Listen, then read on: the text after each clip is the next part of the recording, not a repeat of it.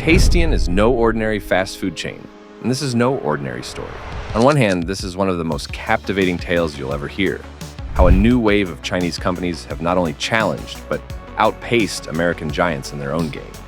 It's a story about innovation, cultural pride, and a dramatic shift in consumer preferences. But there's also a very complex narrative here. How these international powerhouses, which once dominated the Chinese market, are now struggling to keep up.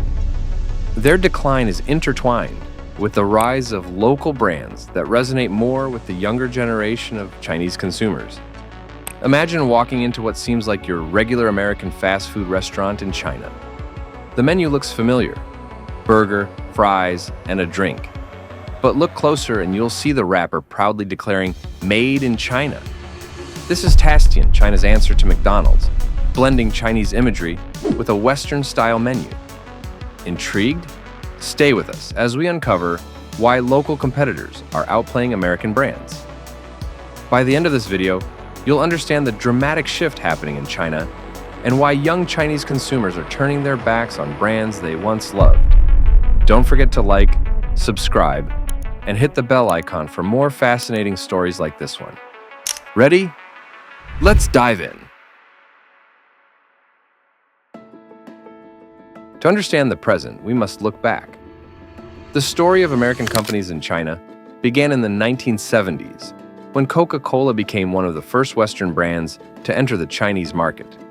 It wasn't just a drink, it was a symbol of Western culture and modernity, captivating a nation eager for new experiences. By the 1990s, the floodgates had opened. McDonald's made its grand entrance, with lines stretching around the block and people clamoring for a taste of America. McDonald's wasn't just selling burgers, it was selling a piece of the American dream.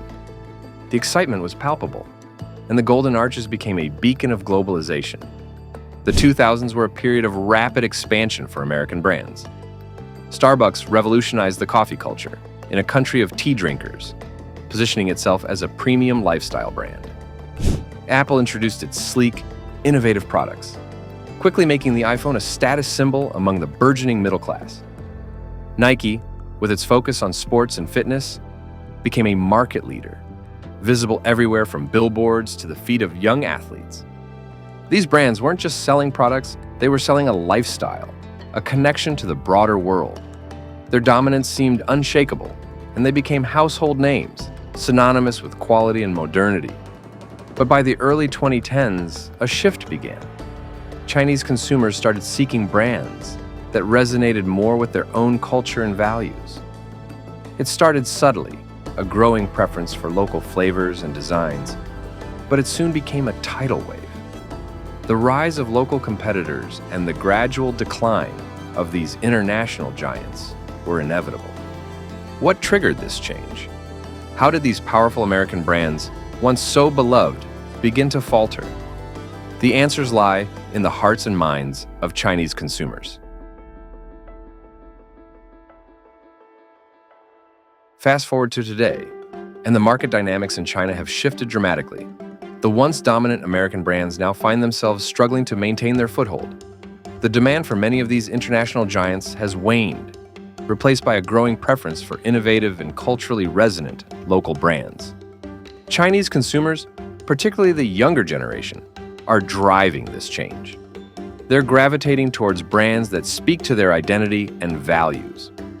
This shift isn't just about products, it's about a deeper connection and a sense of pride. National pride has become a powerful motivator, and supporting homegrown brands is seen as a way to express this sentiment. Local companies have capitalized on this sentiment with agility and innovation. They are exceptionally quick to adopt new technologies and trends, often outpacing their international counterparts. The integration of digital tools, like advanced mobile apps for seamless ordering and delivery, has revolutionized consumer experiences. This tech savviness resonates deeply with China's digital native youth. Digital marketing and e-commerce have also played a massive role. Chinese platforms like WeChat and Alibaba provide powerful tools for building strong, engaging relationships with consumers. These platforms enable local brands to offer personalized interactions and exclusive online sales, creating a loyal customer base.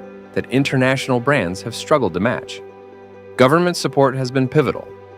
Chinese policies often favor domestic companies, providing them with significant advantages in terms of market access and funding.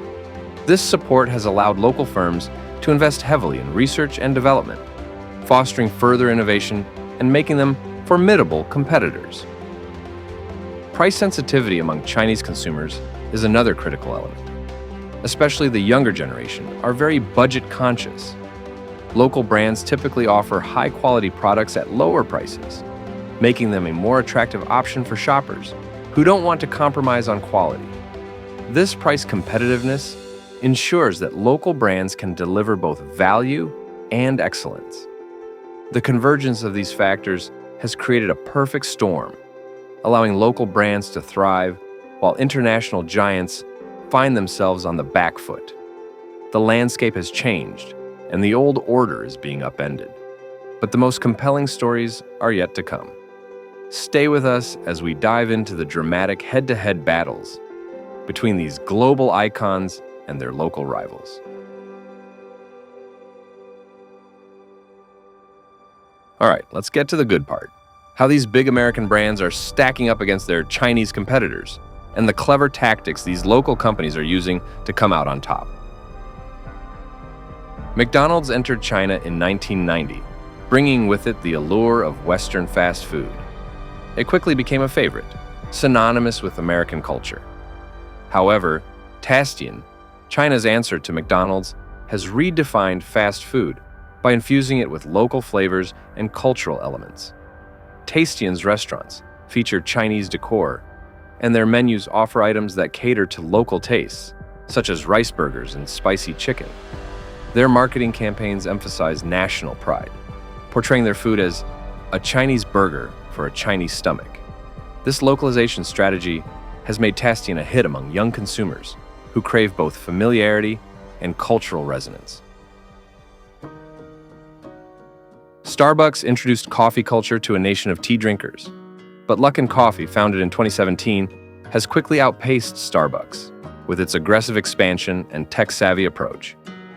Luckin's app-based model offers convenience, allowing customers to order and pay through their smartphones, which appeals to the digital native generation. Additionally, Luckin prices its coffee significantly lower than Starbucks, often up to 50% less, making it more accessible.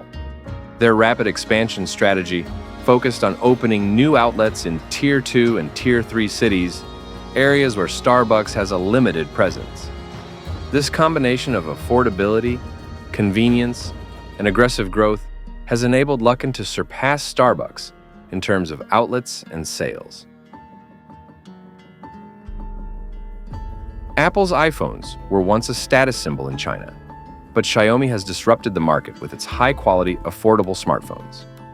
Founded in 2010, Xiaomi quickly gained a reputation for offering premium features at a fraction of the cost of an iPhone. Xiaomi's strategy includes creating an extensive ecosystem of products, from smartphones to smart home devices, all designed to work seamlessly together. Their strong online presence and community engagement on platforms like WeChat have helped build a loyal customer base. Xiaomi also utilizes a flash sales model, generating excitement and urgency among consumers. Their ability to innovate and offer competitive pricing has made Xiaomi a formidable competitor to Apple in the Chinese market. Nike and Adidas long dominated China's sportswear market, but local brands Li-Ning and Anta Sports have surged ahead.